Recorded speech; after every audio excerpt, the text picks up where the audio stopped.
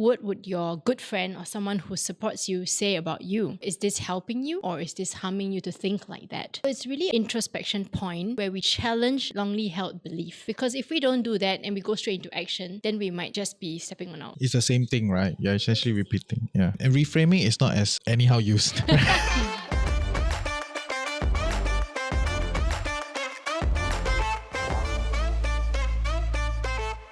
Welcome back to Wise and Shy. I'm your host Reggie, aka your Chief Financial Coconut. And I'm Dawn, SG Budget Babe. Today we're going to talk about a topic that's very Asian.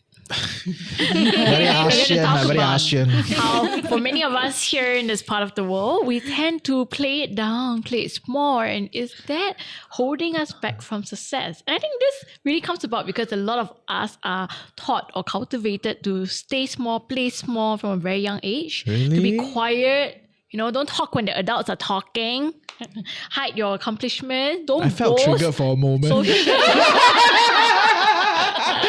like, what the hell was that? Why do I feel that? Okay, but yes. And also, we're always asked to keep our opinions to ourselves, right? No one asks for your opinion. Shut up. There's a lot of fear and shame out there for Are you projecting? taking up space. This is a podcast episode. Yes, this is a podcast. Right? So there's a lot of fear and shame out there for taking up space and being seen, being heard, and talking when you're not being talked to.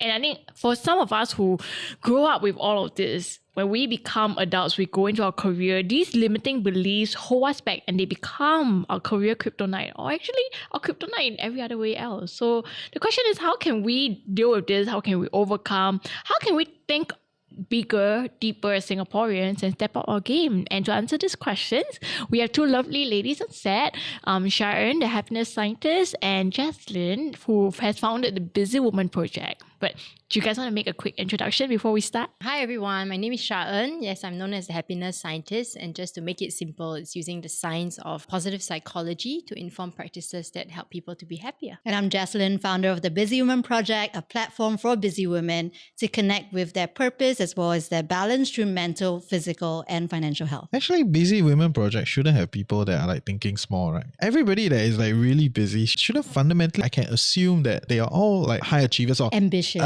trying to do more. That's why they are like part of the Women Project, But they're not like the free guy project, right? Like just kind of like just lepak bro or something, right? But yeah, but it's like ultimately, are you doing something that really matters to you?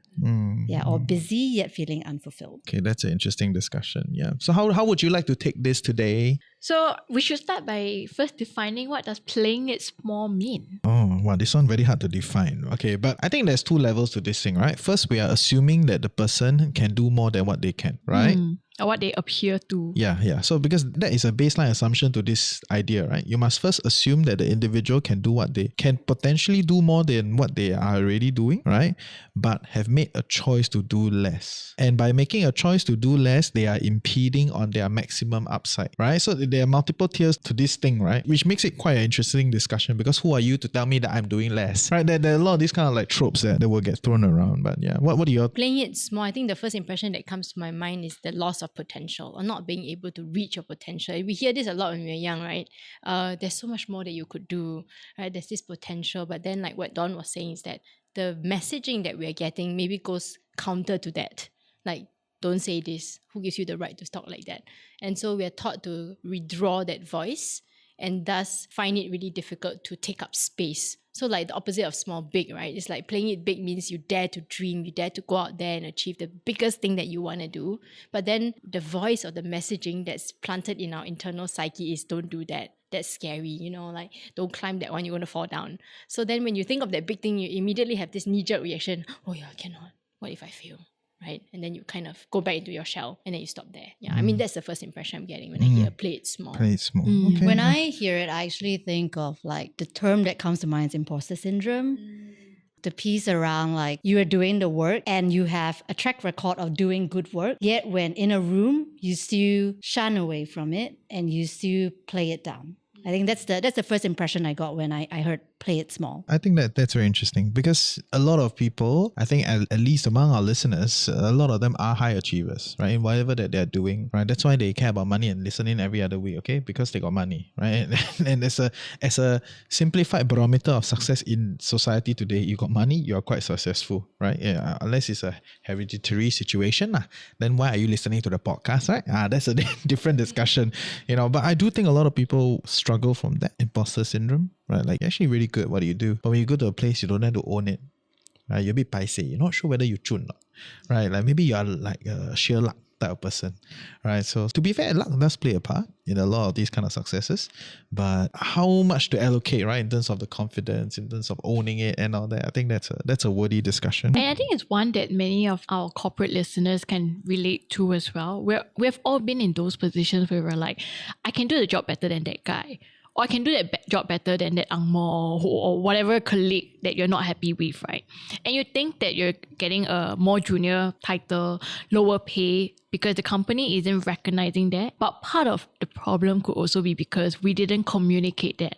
We were playing it small during our interview, maybe, or when the boss was looking at who to promote, we didn't put ourselves out there because we weren't sure if we deserve it. Whereas the other colleague just like, I don't care, I'm just going to try. The worst that could happen is I fail, I don't get it. But for us, there's so much things holding us back. Then if we keep letting that be the case, all this resentment just builds up because you're like, the company doesn't recognize me, but actually part of it is you. And then you just keep going on. You're like, okay, I'm going to leave this company, go to the next company. And without cycle repeats. solving, the cycle repeats. Exactly. And it's harmful, right? It gets to the stage where you don't even feel like you're being recognized properly as a human, for your real value. But part of the problem could actually be coming from we didn't communicate that value. I want to rule out a particular position within this context, right, of like the corporate work. I think a lot of people feel like they're not promoted into like manager. It's a bit different because I think the managerial skills are very different. And the very fact that you cannot even convey to me that you want to be a manager is already problematic. Yeah. Right? Like, so I think managerial skills are a skill set in itself. Right, and it is the corporate structure that is a bit weird that promotes the doers into managers. Right, that does not recognize that managerial skills are a different set of skills. So I think the system got a bit of a weirdness, but that's just how we do it. Right, we go to the team and then we pick the next person to move up into the manager role, and then in the extension, we hope that we find the person that can manage. Right, so that is a very big skill set change.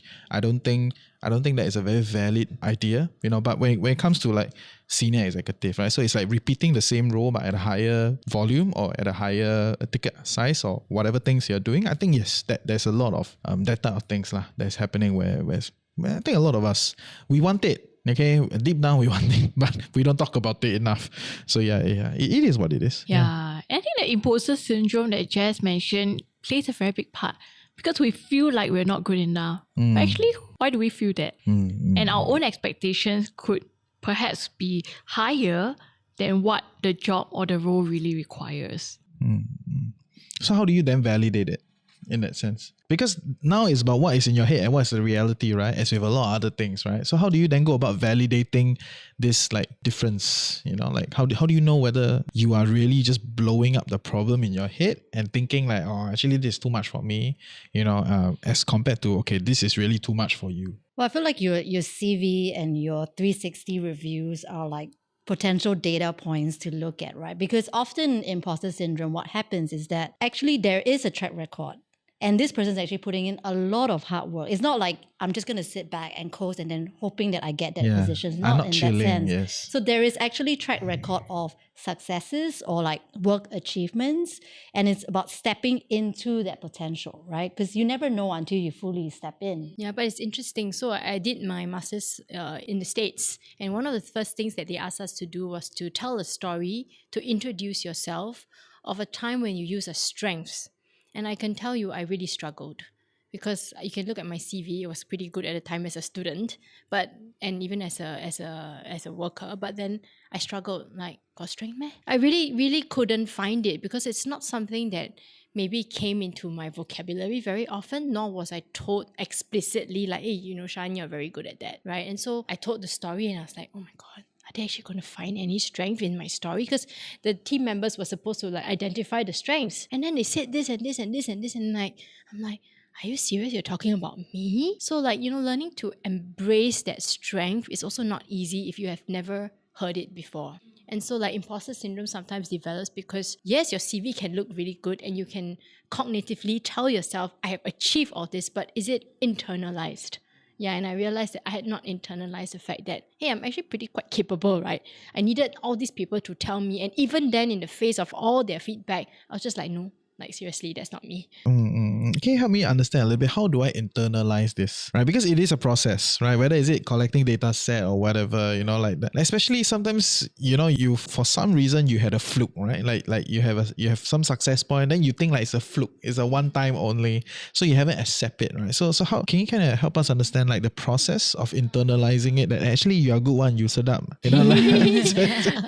I will tell you what you should not do, and that is when someone gives you a compliment, don't say no. Because I think we say that and it's so instinctive because we don't know how to accept it. So when someone says, hey, Sha-En, you can speak very well, and I'll say, oh, thank you. Can you tell me what you mean by that? And so we get the person to articulate it because then it's their point of view. And then we start to recognize that other people's, when they see us, they're genuine about what they say about us. So now it's on us, right? So first, don't say no. And then think back to yourself, hey, did I really show up my best at that time? And I think sometimes we have blocks in our head that tell us, no, you didn't. But in the quiet of our room, in the space at night, right? I think that's where we can be honest with ourselves and, hey, let's take it in and believe and slowly absorb it. And it's a process. It's not like you can do it overnight. Yeah, but it's every time that someone gives you a compliment, let's take it in and say, thank you so much. And can you tell me a little bit more how you saw that? And then you just kind of build up the evidence now for yourself, right? So you need to stack the evidence the opposite way because with imposter syndrome, you perceive it as the evidence is against you. So collecting feedback is one thing, and then collecting multiple sets of feedback. So one person say you're a good speaker, you may not accept it, but if you're the kind of person where you need 5 people to validate that for you, then go and get the 5. I think you need more than 5, usually. I think it depends on the person. In fact, I'll be more concerned if the person does not need that internalization. Some people are so confident, one feedback enough already. Yeah. And perhaps a perspective shift from like, let's say if something is within yourself is also asking, like if let's say I were the manager of me, right? What would I be telling about myself? Or if I were the best friend of like me, like what is the feedback I would be actually telling myself? And because more often than not, we're very harsh on ourselves, but we're super kind to other people, right? So it's like annoying. I hate balancing these myself for different that. perspectives. Exactly. So you must be kinder with yourself. We talk about this in the other episode with you, Jess. So we'll provide the link in the comments below. Make sure you guys check that out. Oh yeah, do you think the fear of failure could be one cause that is leading us to playing it small? Or could there be other causes and insecurities at play? Of course, I think it contributes a lot, right? I think failure has a bad name. Failure has a negative association that we cannot make it or that we are unworthy. Deep down, like you said, shame is a deep driver for why we do certain things or don't do certain things. So if a person is feeling unworthy, then they do not try. Because what if I fail and look bad? And so if shame is driving that, then it's all about how do I look to other people, who's going to judge me. And so instead of actually focusing on you, your lens is turned outwards on the other person, right? So fear of failure can definitely lead to or drive that, not wanting to try. And of course, if you don't try, then how are you going to reach to the next level or wherever your dreams are? Yeah, but I've also heard like fear of success. I don't know if you guys have heard that. I think that's more interesting. Fear of failure, everybody here already, right? It's like everybody's like, I have no fear of failure. I already from shit show grew up already, right? So it's like, what fear of failure? Let's get the shit done, get it going. If you want this thing bad enough, just move, right? But fear of success, I had this experience recently, but please share. Yeah, because success invites envy. And so I was having a discussion with some friends recently, and they're all like influencers in their own right on different platforms. And they were like, the LinkedIn top voice, is it? Recently, all the top voice all like tagging each other. I was like, relax, relax. Yeah, and then when you get to a certain level of influence, or maybe this is how society defines success nowadays, how influential you can be, then you invite envy, right, or jealousy. And some people can't cope with that because you get trolled, you get bad comments. Sometimes they even go and target your family members. And so there's this fear that if I get too big, will I then be vilified? You know, and I think that fear of success could also be a driving force why, no lah, I just keep it small. Nobody needs to know about me. I'm not going to put out controversial comments. So everyone's comments to me will be very nice. And that's also a version of playing it small. You're not putting yourself out there in a way that represents who you are. It sounds more to me like that's a fear of exposure though, rather than fear of success per se. Because if you succeed but you're a small fry, all your trolls and envy won't come after you, right? But they're fearing the extent of success whereby it puts them into the spotlight. So they're worried and they're concerned about the implications of being in the spotlight. I think it's semantics. She just now already talked about how exposure in itself is a definition of success today, right? So I think that I guess it's how it's defined. yeah, it's just how it's defined, right? But I get what you're saying. It's like some people don't need famous also can say it's successful, right? Yeah. So how you define success, right? Is success a material success or is success, based on sufficient exposure, right? So it is what it is. Yeah. I'm curious, right? Because the thought that came to my head was around, if you are successful, does that mean you are finally like enough in your own terms, or you are finally worthy of in your own terms? So it's actually like stepping into that expanded version of yourself, going like, I am actually accepted and loved and seen for who I am truly. And that may actually be scary for certain people, right? That was just like the thought that came to my mind when this was being discussed. Yeah, that's an interesting way of looking at it. And I think that being authentic to who you are, I think not many of us actually feel comfortable with putting out there. It's almost like you're very vulnerable. Yeah. No, I mean, this whole authentic thing, right? For me, is like, okay, who needs to know the authentic me? So I have a slightly different view because I know most practitioners are pushing for this like unison, you are one with yourself type of situation, which I don't think is bad. Yeah. I think there's a lot of strength in that, right? Being uniform and unison.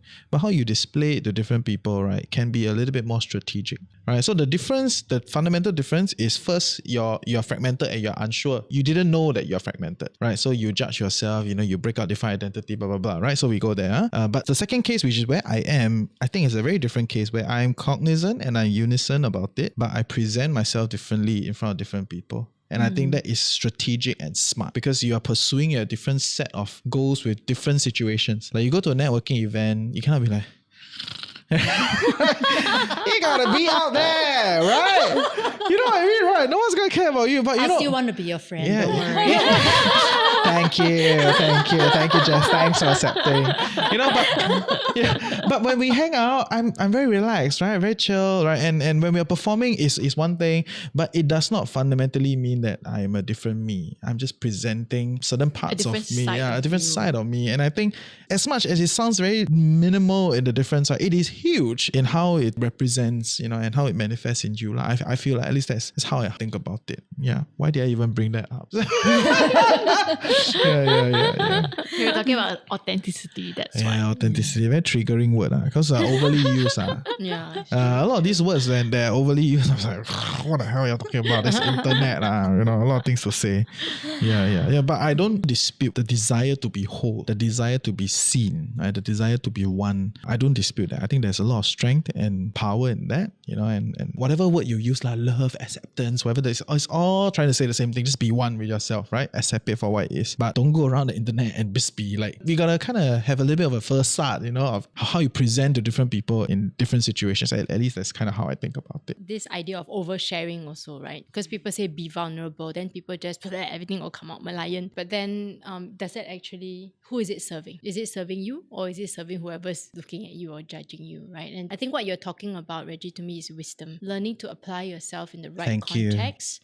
With the right strength, with the right intensity, right? So if you go up to a networking and you are your chill self, but your goal is not to chill, but actually to make contacts, then you are not wisely applying yourself. Yes. And if you are able to have that level of self-awareness where you can apply yourself in the right situations, then I think that's great because it comes with self-awareness. Yeah. But I guess sometimes it doesn't look like that to people and therefore they'll call that inauthentic. Yeah, they call you a chameleon. Yeah. You very 表演. Of course, it's performance review. You don't perform how there's performance review. Okay, yeah. But it's as much as it sounds like just words, right? Actually, it is very different, right? Like whether you are one with yourself and practicing that wisdom to have varying intensity in different scenarios, and whether you are like fragmented as an individual because you judge yourself, because there's a very quite established psychology view around this thing, right? Like you have different identities, you judge yourself, blah, blah, blah, blah, blah. You know, that whole thing. It's two very different, as much as outwardly it looks the same, right? Outwardly from a person that don't really know you, it may look the same.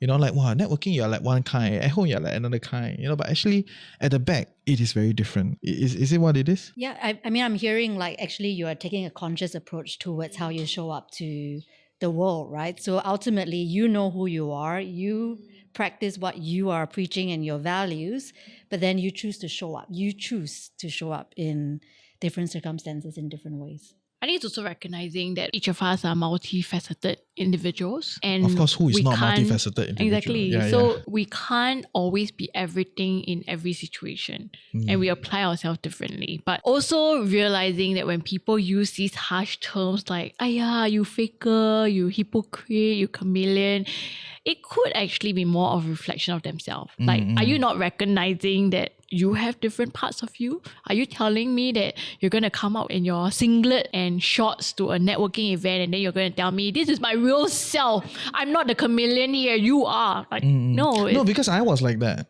right? I go to networking, t-shirt and shorts for a period of time because I wanted to be my real self, right? And I achieved nothing at the event. No one cared about me, right? Some of my listeners say, hey, why you now more and more dressed up? I was like, cause sponsor needs that, right? Because I'm playing the game. Does not mean I change myself. If you meet me outside, I'm still single shorts, you know? They know. Yeah. But on set, you have to look a certain way. It has to be sellable, you know, because this is the parameters of the game, right? And we as individuals just trying to make it work, you know, instead of playing it small, right? Which is like, you know, you just kind of stick in your lane. You want to play the game in different ways. You must be smart about it. You must be strategic about it. And on some level, that comes with the performance element, right? Which is all the stuff that we're talking about. It's just like outfits, right? You wouldn't go and exercise in a suit. Yeah. If you do that, I will be concerned. It's like, bro, you okay now? Then the pants split. Yeah, You try to yeah. do the squat. Then Yeah. right, so it doesn't make sense. And in recognizing that, like, just like how we have different outfits for different purposes and aspects of our life, the way we apply ourselves has to change as well. Yeah. And in some contexts, maybe in the Asian context in our family, yes, we were brought up to play it small, to not make your opinions heard because your parents don't care. When they care, then they will ask you, then you talk. Otherwise, you keep quiet, right? The Asian kind of family upbringing that many of us grew up with. But then we also need to recognize that this is not something we have to carry over into the workplace because it doesn't serve us. The equivalent of turning up for a networking event in t-shirt and shorts and then expecting to make lots of contacts. So you turn up like that in the workplace, playing it small, expecting to get promoted when that is not the skill set that you should be displaying Fair. in order to get there. So now that we're clear on recognizing this and applying it in the right situation, what are some practical steps individuals can take to overcome this innate tendency to play it small and embrace their self-confidence and ambition, especially for someone who maybe as a kid, you know, they've always been told this conflicting message. How can they break out of it? Yeah, I guess we maybe need to challenge the belief that we have. You've probably heard of this term called reframing. I know it's also an overused term, but something that I like to add in between is when you have a negative thought like, okay, I don't think I can do this, or like my boss wants to get promoted, but I don't think I'm ready. You have this thought, right? And most people jump from thought into action. So, okay, since I'm not ready, I say no. But then you're kind of putting yourself down, right? Playing it small. But I think introducing a challenge there, which is a question that allows you to pause and challenge that belief. So I'm not ready. So a question could be, well, what is the evidence that you might be ready, right? What would your good friend or someone who supports you say about you, right? So is this helping you or is this harming you to think like that? So it's really an introspection point where we challenge a longly held belief. Because if we don't do that and we go straight into action, then we might just be stepping on our... It's the same thing, right? You're essentially repeating. Yeah. And reframing is not as anyhow used. Reframing is a complex and highly technical skill. Okay, being authentic is a trope. it's an internet trope. Be authentic, be yourself, be real. You know, rubbish or fake. But reframing is a very complicated skill set, right? Recognizing what does not serve you anymore, and then introducing a different set of narrative to then look at the same problem, coming out the other way with a whole new action plan. Right? To me, it's a very complicated process. And Hey, I hope you're enjoying Wise and Shine so far. I'm your host Reggie, aka your Chief Financial Coconut, and for us to continue to do this show so that you become a tad bit wiser every week, you gotta like, share, subscribe, help us beat the algorithm. But even more importantly, if you can, comment in the comment section below. Let us know your thoughts and also some questions that you would love us to answer. Yep, now back to the show. Right, but the listener could still be in a position where, okay, I get it. I will apply different facets of myself, bring the right skills to the table. I will catch myself in the moment. I'll reframe and try to get myself out of things that may not be true. But many of them may still have this fear of risk. How can they build supportive environments where they can try? It's like, we talk about how instead of setting your goal to run a marathon or 30 minutes of workout every day, start small, 5 minutes. What are some of these 5-minute actionable steps that the listeners can do to get themselves into that habit and action of playing it bigger, where the repercussions are not so huge yet, so they can build up that courage and confidence to go into the bigger things? I briefly mentioned this while we were chatting earlier on, but there's this thing around alter ego effect, right? If you do it long term, of course, there may be a misalignment with your authenticity, your authentic self. But then in terms of a quick 5-minute kind of thing, is you take on something fun, right? Say I'm going to be Batman in this situation, or I'm going to be this Rihanna in this situation. So depending on the intent of what that meeting is, you show up, right? And have some fun at it. It's not going to be something so serious, right? If Rihanna's going to be on stage, she's going to be her true power self, right? Show up there and then see how the feedback is and then have fun with it. I think sometimes we take things too seriously, and if we can add in a little bit of play or fun, then that can potentially ease off the serious pay increment kind of discussions that we want to have, or promotion discussions that can come later, little steps. Beyonce is better. Yeah. I'm true. So Why Rihanna? Who cares about Rihanna? Beyonce, shout out to you, Yes. Beyonce. I'll throw in another one. I got inspired while Jess was talking about having fun, which is that if we fear doing it in front of adults, we could do it in front of children. Share. Because the kids don't judge, right? You could say maybe... Actually, the kids are judging. They're why is this you girl also doing? the right age lah. Yeah, kids are very smart one. They're what is this girl the doing? younger one, the younger one. They have no Okay, filters Friday. yet. Yeah, exactly. So they were saying, right? Immediately, it's what? For instance, if someone's goal is to learn how to speak better in public, going immediately to deliver a presentation to their entire office might be a bit too much for them, but they could volunteer for. So my son's preschools have these activities where you can sign up to teach a class. Oh, that's cute. Yeah, of the preschool kids, and you can decide you want N1, N2, K1 or K2. Okay. You choose what you want. You show up and you teach a 20-30 minutes class. There will be the teachers there to support you if you need help. And you do that and you can practice your public speaking skills in this kind of context. Even if you screw up, it's not like the kids will know you're wrong, right? They're a bit too young. You choose a topic that they don't know, right? So you can say something wrong and they have no idea. Maybe the adults might recognize it, but the kids won't. And I feel that can be some of those 5-minute things.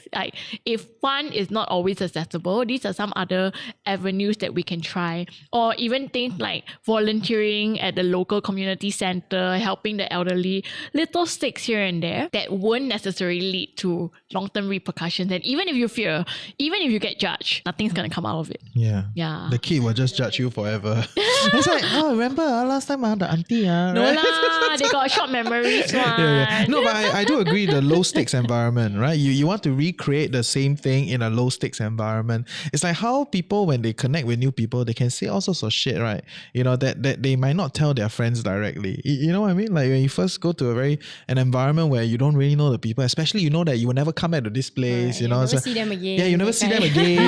They're gonna fly all the way to Singapore just to meet you, which is crazy, very unlikely.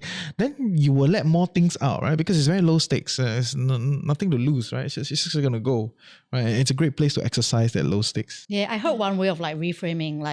There was this guy I was listening to, and he said that before every YouTube video he's doing, he would actually tell himself as long as one person listens to me, I'm okay. Right? I know there's more here, but by reducing that amount, right, it makes it more palatable, and at least I'm impacting one person, Yeah. My sponsor will say no. Sponsor say better talk to more people. One is not enough. Huh? Yeah, but I know what you're trying to say. And we see a lot of these, right? Like, I mean, thanks to the internet, thanks to YouTube, we see a lot of these talents where their initial videos very cringy one. Yeah. But because the platform is just it's just there, and they start off with 10 views, not famous yet, right? So as they hone their skills and get better, then the stakes get higher. It's true. Some of them later on, then they leave YouTube, they go into like the media corp or they get signed on as a professional artist already. But it all started with small stakes, low stakes environment. Yeah. And while they were not very good at what they did, they just keep trying because the failure there is not so much. Versus if you immediately go and join, you immediately go and join Star Search, you get kicked out the first round already. Wow, Star Search 咧。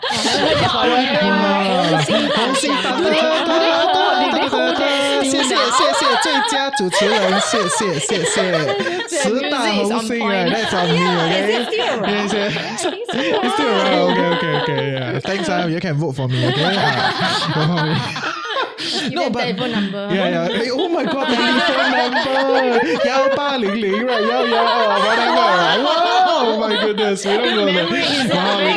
We don't go there. Yeah. No, but I wanted to add on whatever Jazz and you were talking about, right? Which is when I first started the podcast, no one was listening, right? You just started, then you dropped. I shared it around, and then suddenly there was more and more listeners. Then it crossed 1,000 listeners, and I was like, oh my, this is scary because now I cannot anyhow say anymore. Like I feel this need to be even more accurate, to be even more be responsible for some reason, right? This is probably don't psychoanalyze me on set, okay? But the stress started building up. So which is why when you were talking, just now you were talking about the fear of success, right? And I'm linking up a few of these things, right? I thought that was a personal experience, Like it became the fear of success and the fear of continuously doing it made me relatively paralyzed. Like after that, I was like, I don't want to do that. This is too much. I cannot. A lot of pressure. Yeah, it's a lot of pressure. You have something to lose. Yeah. So something to lose is one thing. So this is the complicated part, right? First thing is you have something to lose. If you stop doing this, you lose a lot of things, right? So you have something to lose. The other is about holding on to a certain standard, right? That sometimes is crazy to keep up with. Like 50 episodes in, what else you want me to say? like I gotta keep learning new things, and the process of learning new things sometimes take much longer. If not, I will just be repeating whatever I can search on Google that you can also find, right? Like if you want me to have the insights and the depth, I need time to pick up and learn and all that. So it's like sometimes it's setting at impossible standards to keep up with, and then that fear then comes in, then after that you just, as a result of it, then you choose to play it small. Wow. That's a very different cycle, right? If you think about it, because a lot of people, when they think about playing it small, it is right from the start, they don't want to go already, right? Right from the start, they don't want to do more already because they're scared, society judge them or like their parents tell them whatever. So, but my story is quite different, right? Because there was some level of success and then you want to keep up with it, but then the stakes became so high and then you got so tired that you choose to let's just wind this down, let's just do it small. And then this cycle, right, is ever repeating, because eventually when you get down to this cycle, and then you're like, okay, let's play it small for a while, let's just kind of go through this thing, what's going on. And then you harness for a while and then you go through another wave and then the cycle repeats again. You know what I'm saying? I guess it's also when I'm hearing you, it's what are you now attached to? When you first got started, you wanted to make an impact, I'm assuming, right? That's why you started. I hate the fake gurus. That's the only thing. They disturb my YouTube videos, so I want to disturb them. Yeah, but maybe that was the initial, and so perhaps along the way the purpose has shifted a little bit for you, and because the purpose has shifted, therefore you now need to reconnect with something that's maybe different or bigger, right, than what you initially started with, because it's a journey and you're not static, you are evolving as your podcast evolves, right? And so it could be about taking that break to evaluate, is this something I want? Everything has a life. So if you talk to an author, book promotion has a life. You know that this book can only sell X thousand copies, and then it's time to put it aside and move on to something else. And it could be a break, it could be a relook. I mean, but it's just a space that you give yourself, right, before you start to think, okay, what's next? And you could be in that space at the moment, or it could just be not really, right? But it keeps coming, right? It keeps coming, and then you always have to question that fundamental purpose again. It's very interesting. Because I was thinking one is befriending that loss aversion or whatever, safety, what is it that I am so afraid of losing, and then moving to spot on, reconnecting with your why, right? What's the reason I came out and do this? Is the impact still going to be the same, or have I actually changed over time. And that process actually, if you didn't have it in such clarity, it can get quite stressful, right? You're not very clear what's going on. This whole thing is like, oh, I just don't like it, lor. You know, but because you don't have a framework and a vocabulary put to the situation, right? So you end up like alienated and, you know, kind of like dissociate from your life when actually you're doing quite okay, you know, but you can't go further, you know, for whatever reason that it is, right? When very likely it's because of all these, like, you know, your purpose when you first started and now it's different. And I always tell people, right, when you were a first jobber, you got no money, right? Everything the boss tell you do, right? But you know, when you're in your 30s, you got 300,000 in your bank, you know, you got here a little bit here and there. The boss tell you to do, you ask them why. Right? It's different because your stakes are different. So at some point you will have this awakening and you have to kind of like change it, right? And then find the new purpose to kind of like fuel you to the next stage, right? Because at some point you realize that money is not everything anymore. Yeah. But it sounds like the importance of doing, you know, when you were talking about that quarterly kind of reviews, as well as taking a quick pause, right, to figure out where you are standing right now, that becomes like all the more important as we proceed in any sort of job. Cool. Yeah. Okay, so adding on to what all of you have said, we've talked about the importance of recognizing when our self-limiting beliefs are making us playing it small, and then adapting, taking on low stakes environment, having fun in the process to build that like a muscle, like a skill. I'm going to turn it around on its head. There may be some instances when playing it small can actually be beneficial. Oh, yes. Especially when you're unsure about what's happening.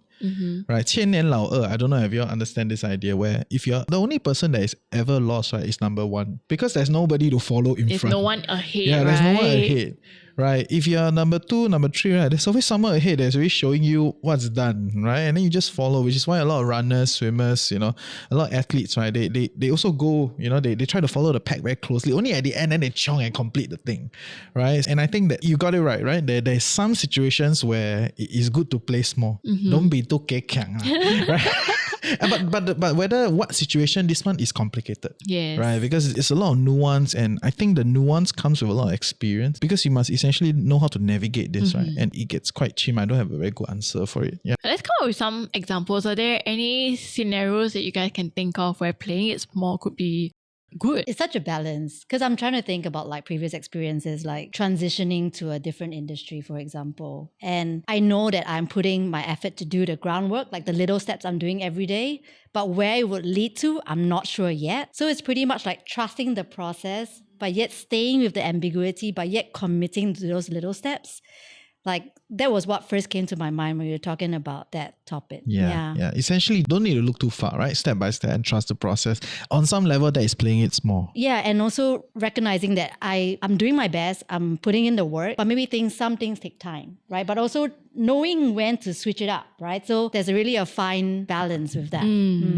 Yeah, I guess like maybe when you're in a new environment, or maybe you're just moving into a new role, and maybe the desire is always to let's go big or go home, right? I need to show Must everybody reframe. what. This one must reframe. Yeah. It took me some time. I reframed this idea. Go big or go home. Correct. I changed it. Yeah, Yes. but then again, coming back to the wisdom, right? Maybe that's the time where you need to observe. You need to listen and not like, you know, take up space. So to me, I see it as maybe in certain moments you need to read your environment first and recognize that is this the moment to really play it big? Let's just, like you said, you wait for the moment. And maybe there are certain moments where playing it small, being cautious may be helpful for you in the longer run. Yes. Maybe you're uncertain about that particular job role that you need to take up, right? Maybe I bring up this conversation right now. Like we all have to face difficult conversations, and there are moments that are great for that, and there are moments that will just blow up in your face. Yes. Yeah. I mean, I'm saying from experience, right? Yes. And so I also got experience. right, Yes. It's so true. I think if you recognize that context, then you might say, hey, you know, there's a reason why I'm playing it small. It is what I need right now.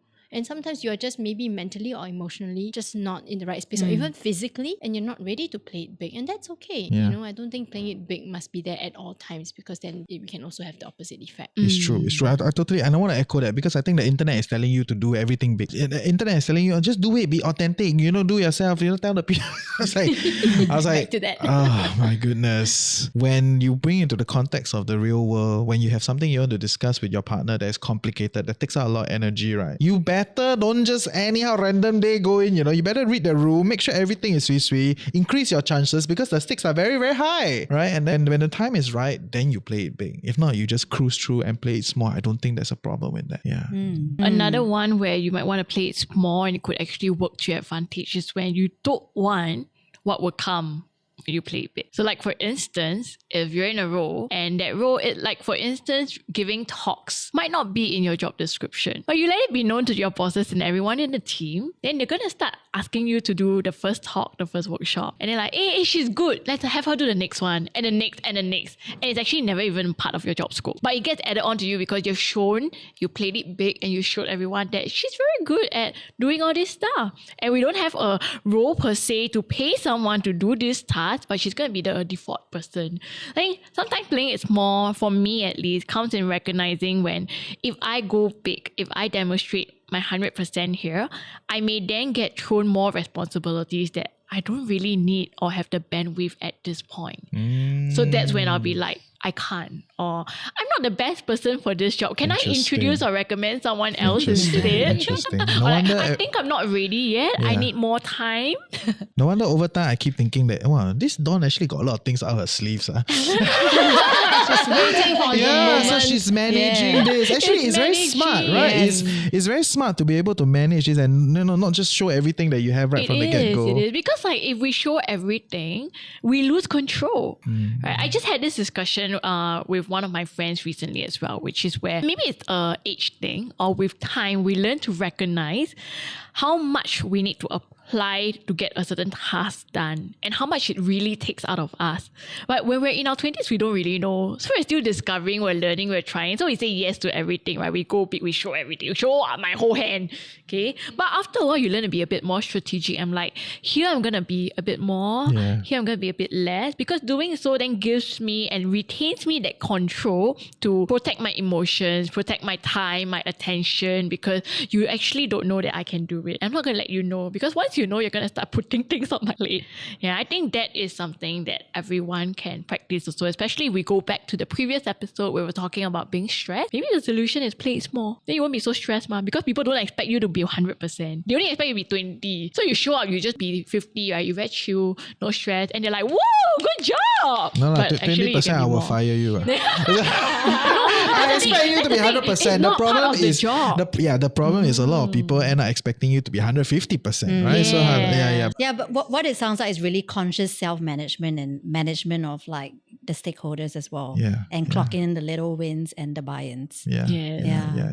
Because there are also times Strategic. when you played big and you show up bigger than your boss. I've seen that happen before. Oh, And then the boss yes. gets threatened and then Yeah. thumbs you down. Yes. And then now you're Yes. put into a small box, not because of your Yeah, choice. Yeah. So I It's think true. From an play- aquarium to the goldfish tank. right? Yeah. So Exactly. It's also recognizing the context and what you're in, then you can make a decision how you want to. I learned that as well in my 20s. I learned that it's not always about making myself look good, but recognizing when my boss needs to look good. We don't have to take credit for everything. Even if we were the one who did like 90% and all the boss did was read it before and then present, it's okay.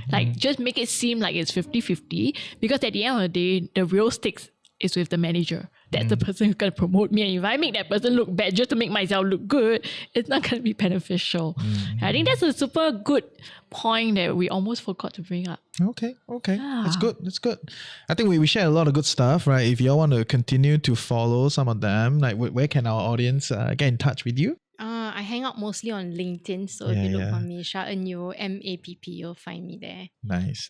You forgot to say your LinkedIn top voice. Yeah, LinkedIn top voice. That's why this time I say LinkedIn top voice. Some of them cheering on LinkedIn now. Yeah. What about Jazz? You want to plug? Well, Instagram or a newsletter for the Busy Women Project. So it's the Busy Women Project. And I mean on LinkedIn, but it's a personal profile. Yeah. Great. Okay. Thank That's you it for for joining today. us. See ya, guys. Bye. Bye.